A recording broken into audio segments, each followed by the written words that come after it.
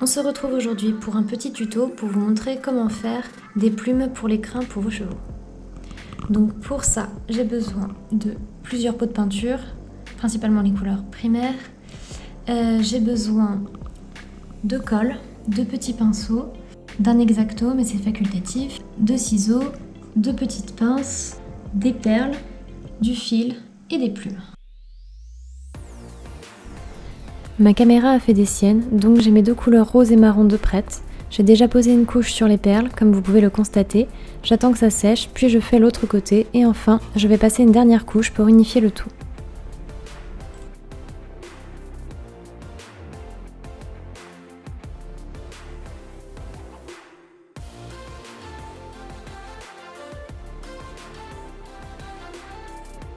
Donc avant de commencer mes motifs sur mes plumes, j'ai d'abord dessiné une ébauche de ce que j'avais envie.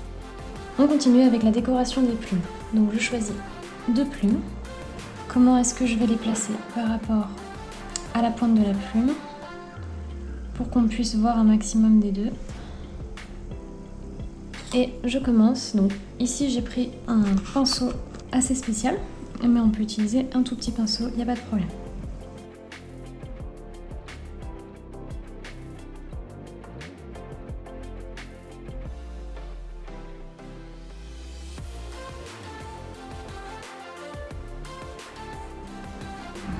On repart sur quelques finitions.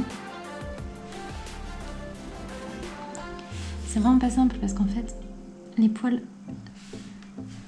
sont pas collés pour la plupart, donc peindre dessus n'est pas facile.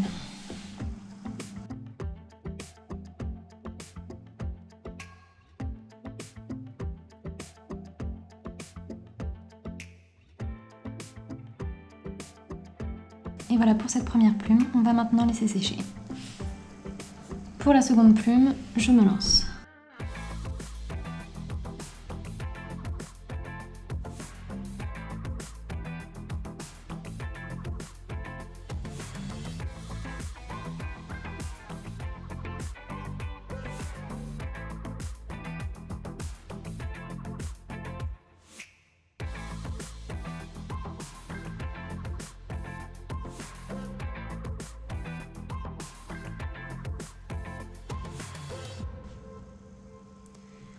Donc maintenant qu'on a nos plumes de prête, nos perles qui sont sèches et notre fil, ce qu'on va faire c'est qu'on va enfiler les perles sur le fil, ensuite les rentrer dans les parties de plumes et coller le tout.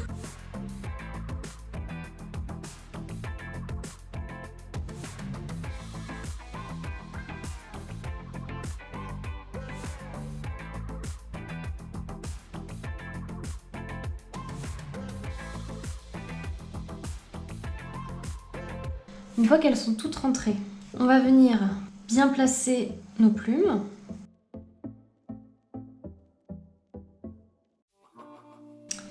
Et on rentre notre première perle à l'intérieur.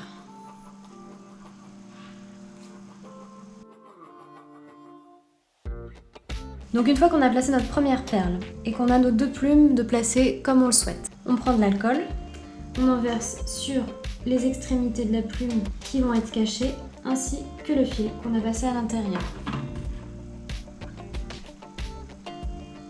Donc ici j'ai toujours mon doigt sur le fil au bout que je n'ai pas encore coupé pour pouvoir justement le maintenir et éviter qu'il ne glisse. Et je vais enfiler les autres perles. Voilà, une fois que la deuxième perle est enfilée, on va remettre encore un peu de colle et ainsi de suite pour mettre les 4 perles.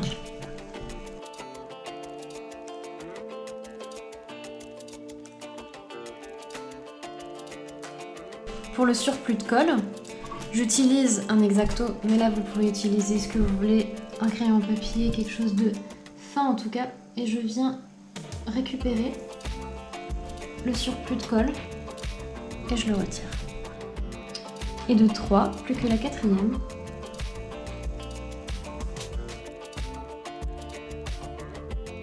Nos 4 perles sont installées, je retire le surplus de colle.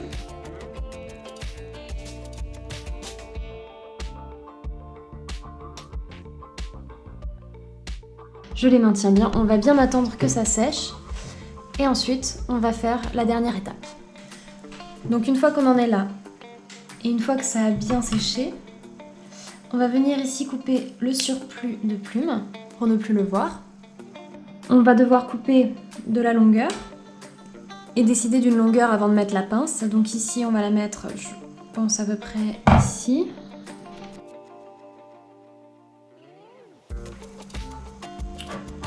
Donc on s'était dit à peu près ici. Ça me semble pas mal. Donc ici, on va faire un premier nœud. On va même en faire un double pour ne pas que le nœud puisse passer à travers la pince.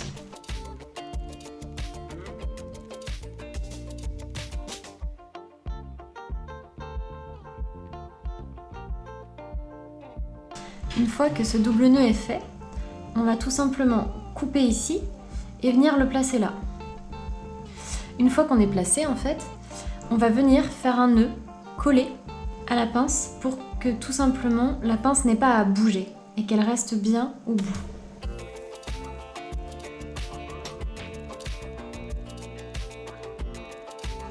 On va aussi venir couper donc ici le fil qu'on a laissé.